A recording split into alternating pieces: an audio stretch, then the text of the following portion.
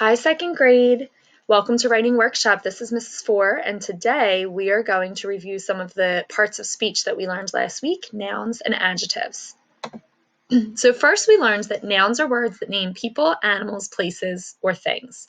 So when a word tells you the name of something, that word is a noun. And you can see in our poster some examples of different nouns that name people, places, and things. We also talked about common nouns and proper nouns. So common nouns name any people, place, or thing, and they do not begin with a capital letter. Proper nouns, on the other hand, name specific people, places, and things, and they do begin with a capital letter. So here are some examples for you. Teacher is a common noun because we're not sure exactly what teacher we're talking about. But Mrs. Four is a proper noun because that names a specific teacher, and we know exactly who we're talking about. Planet is a common noun because it could be any planet we're talking about, but Jupiter is a proper noun because we're naming a specific planet. So let's try an activity. I'm going to say a noun, and if it is a common noun, you're going to jump joyfully. If it is a proper noun, you're going to twirl twice, like a dancer. So hopefully you recognized a little bit of alliteration review there too. Jump joyfully and twirl twice. Here we go. Philadelphia. Philadelphia is a proper noun, so you should have twirled twice. It names a specific city. Grocery store. Grocery store is a common noun, so hopefully you jumped joyfully in the air. We're not sure exactly what grocery store they're talking about. Jeans. Did you jump joyfully? It's a common noun because it's not naming a specific type of jeans. April. April names a specific month, so it is a proper noun, so you should have twirled twice. Sunday. Hopefully you kept twirling. Sunday is a proper noun. It names a specific day of the week. On our last one, building. Building is a common noun because we're not sure exactly what building we're talking about, so hopefully you jumped joyfully into the air.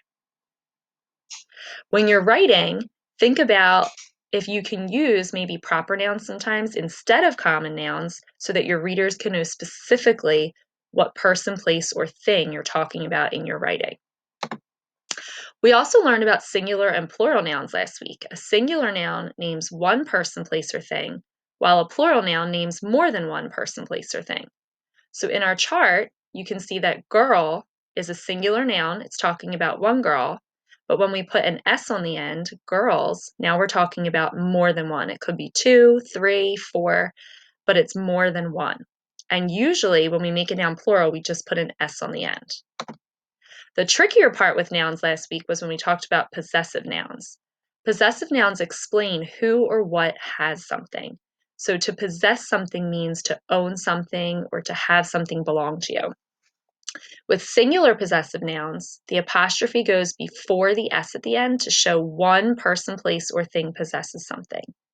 And with plural possessive nouns, the apostrophe goes after the S at the end to show more than one person, place, or thing possesses something. You looked at this chart last week, and I want to look at it again to help us remind ourselves.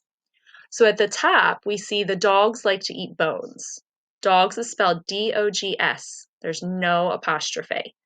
So that means that they're talking about more than one dog who likes to eat bones. It's not a possessive noun because they're not showing in the sentence that anything belongs to the dogs. They're just telling us a fact about more than one dog. In the middle, we see the dog's bone is in his mouth. And you can see dogs is spelled D-O-G apostrophe S. And in the picture, we see there's one dog with a bone in his mouth. This is a singular possessive noun. In this sentence, they're showing us that the bone belongs to the dog, but it just belongs to one dog, which is why the apostrophe goes before the S. In the last one, we see the dog's bone is in the middle. Dogs here is spelled D-O-G-S apostrophe. So they're showing us that the bone belongs to the dogs, and we know that it belongs to more than one dog because the apostrophe goes after the S. So let's try some practice problems with possessives.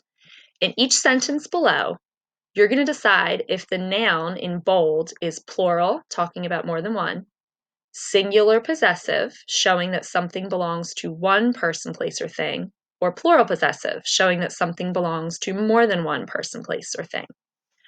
Number 1, the teacher's desk was filled with papers. So when I look at this one, I see teachers has an apostrophe S at the end. So I know that it's not plural. It's not just talking about more than one teacher. This is definitely a possessive noun. They're showing that the desk belongs to the teacher. And since the apostrophe goes before the S, I know that they're just talking about one teacher's desk. So that one would be singular possessive. Number 2, all of the second grade students' lunches are in the cafeteria. So students has an S at the end and then the apostrophe comes after it. I also see that lunches is plural, so they are talking about more than one lunch. And in this sentence, they're trying to show that the lunches belong to the students. Since the S comes after, or the apostrophe comes after the S, I know that this is a plural possessive noun. They're talking about lunches that belong to more than one student. I'm going to read the last 4 and see if you can decide if the noun in bold is plural, singular possessive, or plural possessive, and then we'll review. Number 3, the bird's nest is filled with eggs. Number 4, the boys' uniforms were dirty after their basketball game. Number 5, there are 5 elephants by the water. And number 6, the penguins enjoy swimming in the water. If you would like to pause here and try numbers 3 through 6 before you go on, that would be a great idea, and then we'll check our answers. So the first 2 we had already done together. So in number 3, birds was a singular possessive noun. The apostrophe comes before the S, so they're showing that that nest belongs to just one bird. In number 4, boys was a plural possessive noun. The apostrophe came after the S, so they're trying to show us that the uniforms belong to more than one boy. And in numbers 5 and 6, the noun was just plural. There was an S at the end of elephant, and in number 6, there was an S at the end of penguin to show us that they're talking about more than one elephant and more than one penguin, but they're not trying to show that anything belongs to the elephants or the penguins. Great job. Here's an optional activity that you guys can do for a little bit of fun and creativity. You can choose one sentence below and think about if the noun in bold is plural, singular possessive, or plural possessive. And then you can draw a picture to match the sentence. So I'm going to show you an example of what I would do. For this sentence, the dog's ball is bouncing around the field. So I can see that dogs is spelled D-O-G-S apostrophe. So they are showing me in this sentence that that ball belongs to more than one dog because the apostrophe comes after the S. So I would draw a picture that looks something like this. There's more than one dog in a field playing with a ball. So here are your choices again. If you would like to do this, it is totally optional, but you could take a sentence from below and decide if the noun is plural, singular possessive, or plural possessive, and draw a picture to match the sentence.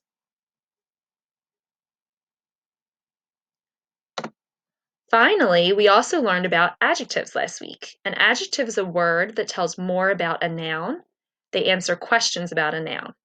So for example, if we started with a sentence like this, the man was walking down the road. In blue, man and road are 2 nouns in this sentence. But I want to add a little more to the sentence. I want to help my readers to visualize even more what the man looks like and what the road looks like. And I want to help maybe answer some questions that they might have about the man and the road. So in number 2, I added in some adjectives to describe the man. The tall, thin, dark-haired man was walking down the road. So now people can definitely picture that man a little bit better, and they can help to visualize more. In number 3, I added even more adjectives. The tall, thin, dark-haired man was walking down the rocky, winding road. Oh, so now I can visualize even more. Now I know what the man looks like. Now I can picture the road, and it helps readers to get a better visualization of what is going on. So here are 3 sentences where you can try to add in some adjectives to tell more about what kind of noun it is and to make our writing pop. They live in a blank, blank, blank house. So for example, I might fill in, they live in a big, white, beautiful house. Now I have a much better picture in my mind of what this house looks like. So why don't you guys go ahead and try numbers 1, 2, and 3 and see if you can add in adjectives to describe the noun that's written in blue. If you would like to pause here and go ahead and do that, and then you can share with someone at home and see if they can get a really good picture of what the house, the baby, and the hair look like. So I have one more optional adjective activity for you today if you would like to try something else. You can choose an object in your house, any object, maybe hold it behind your back so that the person can't see, and tell someone in your house 3 to 5 adjectives that describe that object and see if they can guess the object. So you can choose anything. You could hold it behind your back, you could put it in a bag, but it's a fun guessing game to practice with using adjectives to describe nouns. So here's my example. The object I'm thinking of is round, orange, bouncing, and rubbery. So I'm going to give you guys a minute. What am I thinking of? Do you have your guess ready? All right, I'm going to show you. A basketball. So that's an example of the optional activity that you could do at home if you want a little more practice describing different nouns. Thanks for tuning in, second graders. Remember to try and use adjectives in your writing to help make your writing come alive and help your readers to visualize your writing even more. Have a great day, and I can't wait to get back together with you guys soon.